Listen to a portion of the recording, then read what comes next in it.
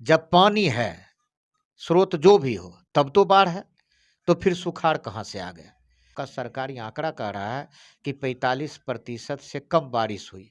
2016 का लड़ाई अब हाल-फिलहाल तक आप ब्लॉक पर लड़ते रहे हैं। नीतीश कुमार जो है उनका प्रधानमंत्री के साथ टकराव हमेशा होता है कि क्या आपकी पार्टी जो है महागठबंधन में इस चीज़ को किसान के पक्ष में रहते हुए क्या पार्टी का विरोध भी कर सकती है समय रहने पर? अभी जो 2 सीट पर उपचुनाव हुआ है, वो जीतना था, क्या किसान का मुद्दा उनको नहीं दिख रहा? क्योंकि उनका अपना गृह क्षेत्र जो है तेजस्वी यादव का, वो भी बाढ़ प्रभावित क्षेत्र था। नमस्कार, आप लोग जुड़ चुके हैं मोबाइल टीवी के साथ और हमारे साथ अनिल कुमार अंजान हैं, सीपीआई से हैं और परिचय अभी अभी अपना ये खुद से देंगे, इसके बाद हम आगे बातचीत करेंगे। आपका स्वागत है सर। धन्यवाद आपको कि आपने जनता से जुड़े हुए ज्वलंत मुद्दा को आप लगातार उठा रहे हैं। मैं अनिल कुमार अंजान, राज्य परिषद सदस्य बोल रहा हूँ। आगे का जो सवाल होगा मैं उस पर आऊँगा। तो सबसे मेन मुद्दा उठाएँगे सामहो और बाढ़ का एक बहुत ही गहरा नाता है और इसको अलग भी नहीं किया जा सकता। लेकिन जो बाढ़ के समय का मुद्दा है, हमेशा इसमें सामहो के जितने भी ग्रामीण हैं परेशान होते हैं, इनकी बहुत क्षति होती है। लेकिन सहायता राशि के रूप में या कुछ किसी भी तरीके का सहायता जो है, सही से इन तक नहीं पहुँच पाता है और लगभग हर साल का यही कहानी है। लेकिन ब्लॉक स्तर पर कोई सुधार नहीं है या ऊपर से भी जो है सही तरीके से मदद नहीं मिलता है। तो चूँकि अभी आपका सरकार के साथ में आप सत्ता पक्ष में भी हैं, तो इसको लेकर क्या कुछ नया विचार कर रहे हैं कि बाढ़, क्योंकि बेगूसराय का बहुत सारा एरिया ऐसा है जो बाढ़ प्रभावित होता है, तो मुद्दा बनेगा तो हर जगह का मुद्दा बनेगा। तो बाढ़ को लेकर आप लोग क्या कुछ अलग से प्लान कर रहे हैं जिससे कि लोगों को सुविधा हो सके? देखिए, शुरू से ही भारतीय कम्युनिस्ट पार्टी का मानना रहा है कि हम बाढ़ और सुखाड़ का अस्थायी समाधान चाहते हैं और ये कोई कपोल कल्पित बातें नहीं है। आपके सामने उदाहरण है, चीन हमारे बाद आज़ाद हुआ और विश्व का सबसे खतरनाक नदी चीन का कहलाता था और उस नदी को इस रूप में उपयोग में लाया गया कि अब वहाँ बिजली पैदा कर रहे हैं, सिंचाई का काम कर रहे हैं। तो जो सबसे ज़्यादा खतरनाक नदी था, उस अभिशाप को अगर वरदान बनाया जा सकता है, तो फिर ऐसा इस देश में क्यों नहीं हो सकता है? इसीलिए हम लगातार इन बातों को लेके, चाहे वो हाउस के अंदर लड़ना पड़े, सड़क पर लड़ना पड़े, हम ये संघर्ष करते रहे हैं कि बाढ़ और सुखाड़ से अस्थायी समाधान चाहिए। जब पानी है, स्रोत जो भी हो, तब तो बाढ़ है, तो फिर सुखाड़ कहाँ से आ गया? इसीलिए जब आप देख रहे हैं कि एक तरफ इसी बेगूसराय जिला के अंतर्गत आप ये मान के चल रहे हैं, आपका सरकारी आंकड़ा कह रहा है कि 45% से कम बारिश हुई।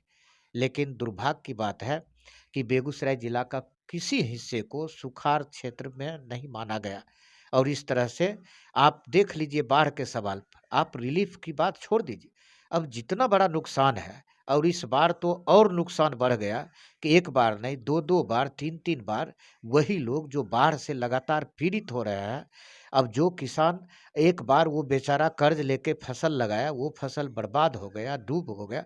अब रहने की कहीं कोई उसको जगह नहीं है। मवेशी के सामने जो संकट पैदा हो जाता है, अब वैसी स्थिति में वो किसान फिर एक बार हिम्मत करके खेतों के अंदर गया, वो अपना परवल का वहाँ से लाया कि हम इस लत्ती को लगाने का काम करेंगे। वो दूसरे-दूसरे तरह का मिर्च की खेती करने वाला, वो बीज लाने वाला, लाखों लाख रुपया उसमें लगाया और एक बार फिर उसका सपना चकनाचूर हो गया, जब एक बार फिर बाढ़ की विभीषिका ने इसको लीलने का काम किया।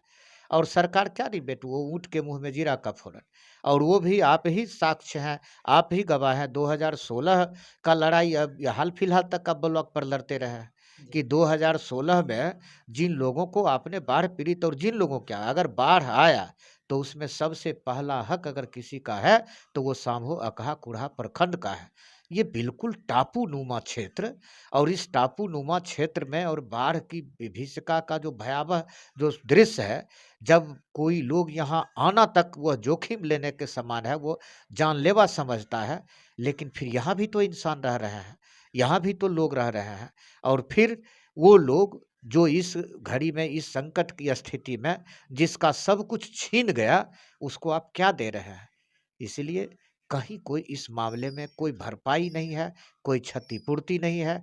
ये बहुत ही दुखद पहलू है और हम समझते हैं कि ये इस मामले में किसान, यहाँ के मज़दूर, वो इतना साहसी हैं कि वो आज अगर गल्ला पैदा करना अगर किसान बंद कर दे, तो सरहद पर जो भी हमारे देश की सुरक्षा में जो जवान खड़ा है, ना तो वो हथियार लेके खड़ा रह सकता है, ना तो ये रॉकेट उड़ाने वाले वो पायलट काम कर सकते हैं, और ना ही ये बाबू लोग जो अपने ऑफिस में बैठ के कलम चलाते हैं, अगर उनके पेट में भी रोटी नहीं हो, तो वो भी कलम नहीं चला पाएँगे। लेकिन अगर एक बात किसानों की कर्जा की माफ़ी हम करते हैं, अगर हम माँग करते हैं, तो ये लोग भी, इनको भी लगता है कि भाई सरकार के पास कहाँ से पैसा आएगा? कहाँ से इतना-इतना? अरे ये अंबानी, अडानी, इसको ये डूबंत खाता हो गया और इस तरह से उसको रोज़-रोज़ माफ़ कर रहा है, और लगातार वो सेठ साहूकार और बड़े-बड़े घराना के लिए सरकार के पास पैसा है, कर्ज की माफ़ी की योजना है, लेकिन ये किसान जो ये पालनहार है, इसके ऊपर हम सब के खड़ा है, और उनके लिए कोई योजना नहीं, ये सबसे बड़ा दुखद है। ये किसान नहीं, इसमें तो एक और है कि नीतीश कुमार जो है उनका प्रधानमंत्री के साथ टकराव हमेशा होता है, और जो इसमें आपको ले उनका फंड है जो सेंटर का फंड है, वो हमेशा होता है, तो उसका उपयोग नीतीश कुमार क्यों नहीं कर रहे हैं? सेंटर का फंड क्या खुला रहेगा, या फिर राज्य सरकार की जो भी ये बीमा से संबंधित जो भी नीति है, ये कुल मिला के ये किसान पक्षी नहीं है, ये कॉरपोरेट पक्षी है।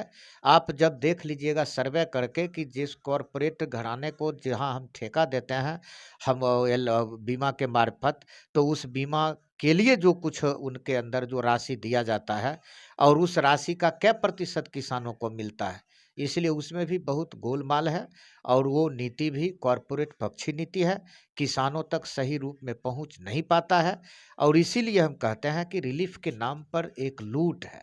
रिलीफ, रिलीफ रह नहीं, इसलिए अभी तो फसल बीमा का सवाल, फसल क्षतिपूर्ति का सवाल है, लेकिन आप जितना बड़ा नुकसान, सिर्फ फसलें का नुकसान तो नहीं है, तो इसके अलावे जो भी नुकसान है उसका तो कोई वह भी नहीं है, उसका तो कोई भरपाई भी नहीं है। इसीलिए ये जनहित में कहीं कोई फैसला सरकार नहीं पा रही है, और ये सरकार धन्ना सेठ के पक्ष में भी इसका नीति, वो किसी न किसी रूप में वो धन्ना सेठ के पक्ष में काम कर रहा है। इसीलिए हम कम्युनिस्ट पार्टी के लोग लगातार इसके खिलाफ हम आवाज़ उठाते रहे हैं, और एक से एक कल्याणकारी योजना उसी दौर का है जब हम कम्युनिस्ट पार्टी की सत्ता में भागीदारी, चाहे हमारी संख्या जो भी हो, लेकिन अगर हम सरकार में गए, गृह मंत्री अगर बने हमारे इंद्र गुप्ता जी, या कृषि मंत्री चतुरानंद मिश्र जी थे, तो उस समय की फसल बीमा की नीति चतुरानंद मिश्र के द्वारा जो बनाया गया, वो एक हद तक जो किसान के हित में था, और बीच के दौर में उसको कॉरपोरेट पक्षी बना दिया गया।